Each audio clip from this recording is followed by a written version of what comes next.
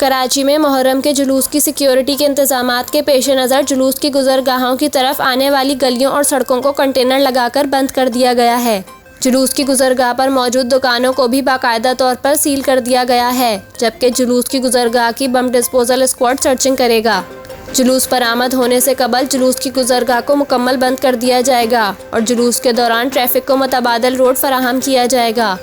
इसके अलावा ड्रोन कैमरों की कवरेज पर दफ़ा 144 के तहत पाबंदी आयद कर दी गई। शहर भर में आज से आशूरे तक ग्रीन बस और ऑरेंज बस सर्विस मुअत्तल रहेगी। दूसरी जानिब कराची में जुलूस की गुजरगाहों पर कंटेनर रखने की वजह से इन इलाकों में ट्रैफिक शदीद जाम है, जहां एम जिना रोड, गार्डन, खारा दर और एतराफ़ के इलाकों में रास्ता तंग होने की वजह से ट्रैफिक की शदीद दबाव, जिससे दफातर पहुँचने वाले शहरियों को शदीद परेशानी का सामना है। इलावा आज़िर ट्रैफिक पुलिस के मुताबिक बारिश का पानी आने से कोरंगी कॉजवे ट्रैफिक के लिए बंद है और ट्रैफिक को गोदाम चौरंगी से जाम सादिक पुल भेजा जा रहा है, जबकि बलोच पुल से ट्रैफिक को एक्सप्रेसवे कय्यूमाबाद भेजा जा रहा है।